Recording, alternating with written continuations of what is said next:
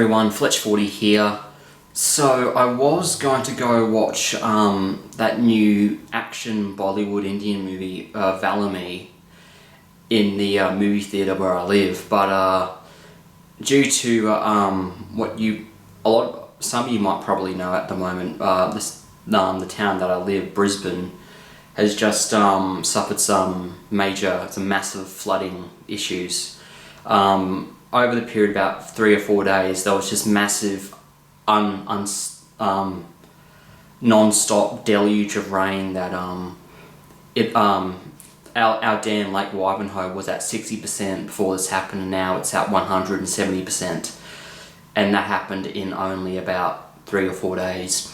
It has been completely unheard of. This amount of rain Queensland hasn't seen in almost over a decade. The floods in Brisbane haven't been this bad since 2011, and at some parts it's not as bad as the 2011 floods, but areas up north like Gympie have copped it far worse than anything that happened in the 2011 floods. So in some ways it's not as bad, in some ways it's much worse. So yeah, there's been flooding all around South Brisbane. All of this water, all of this water, all of this water, all of this water, all of this water, all of this water, all of this water,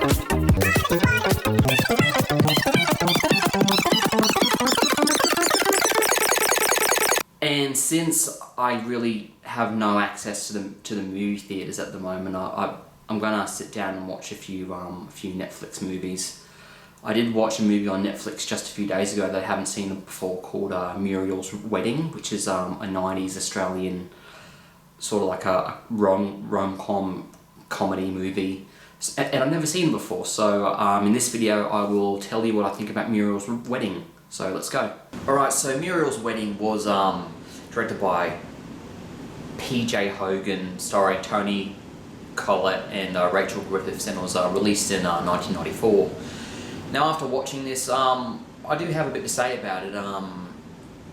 I wasn't really going into this movie with like really high hopes, and there were certain aspects of the movie that were good, but in all, it still felt like it was pretty average to me. As I said, it's not bad. I just thought it's basically, it's exactly what I thought it would be. It's kind of like this. It kind of starts out as this comedy movie, and it's definitely directed more towards women than men. It's I guess a lot of young women of the 90s probably related to Muriel in some way or another, and it's a nice looking movie. I mean, like I am fascinated by the 90s aesthetic, and I kind of developed this weird fascination with like the 5, 6, 7 years before I was born in 1997. So I do like movies that are based in the 90s and have that 90s feel and that 90s look. But that alone isn't gonna make the movie that much better or much worse if the actual material isn't that great. And the material is good. It did surprise me at the end. It did have quite a bit of drama at the end, and it kind of had a bit of a tragic tone at the end, which I wasn't expecting, so I will give the movie credit for that. The performances were alright. I mean, there's really, it's nothing like mind-blowing, but I mean, Rachel Griffiths was memorable as her character, who gets cancer and becomes a paraplegic, and Toni Collette as Muriel was also pretty funny, and I mean, she was alright. She wasn't fantastic, but she was a good character, and I liked the locations. What was the place I lived again? It was called like Penelope Spit or something, and it was I think it was supposed to be like, I never heard of that place in Australia, so I'm pretty sure it is fictional, but it seemed like it was somewhere like maybe 50, 100k south of the Queensland border, somewhere like maybe near Kingscliff or Coffs Harbour, Grafton, I don't know, Port Macquarie. It could have been the Gold Coast, but I didn't really recognise it. I mean, the Gold Coast in the early 90s had more buildings than what was in the movie. I mean, it's much, much bigger and much more developed now than it was back then, but it was still the early 90s. It wasn't like the 70s or the 60s or even the 80s. But yeah, I had a reasonable time with this movie. For some reason, I'm kind of stuck between like a 5 and a 6 with this movie.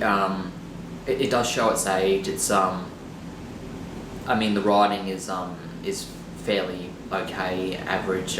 It's still a feel-good movie at the end, so I guess if I'm being generous, I'll give it a 6 out of 10. It's definitely a movie that's worth watching if you've never seen it before, and it does have that nice 90s Australian atmosphere that we kind of grown past a bit now. I mean, Australian society isn't the way it was back then, even though there are things that are similar. But it was an interesting look back to that time, and the story was great too. It wasn't really my kind of movie. It's definitely a chick flick, but I had fun with it. So that's my opinion of Muriel's Wedding. I'll probably watch a few more Netflix, maybe Aussie Netflix movies. I mean, the flood crisis has probably hit its peak at this point. I don't think it's going to get any worse, since there isn't any more heavy torrential rain coming. So I'm pretty sure at this time of recording we are seeing the worst of what it has in store, and over the next couple of days it's pretty sure that it's going to subside and become less and less of a problem. I don't know how long it will take for the Brisbane River to go back to its normal level. Probably take a week, 2 weeks tops. But anyway, my heart goes out to anybody that was severely affected by the floods in Brisbane. I was lucky enough to not be affected, though there are streets just around the corner that have been flooded, but it still hasn't stopped me. So thoughts and prayers are with people that's been affected by the Brisbane floods, and as always, especially for now, take care.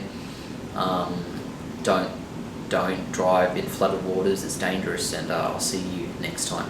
All of this water, I know, but damn, I know we ain't supposed to touch it. We only live once, man. You said, give it to me, give it to me, give it to me. Then you said, take it, take it, take it. I said, didn't we do this really? Shouldn't we have waited? You're making faces, probably so am I. We're in the ocean, waves are rolling in your eyes. Pulse is high, the heartbeats, we're being called.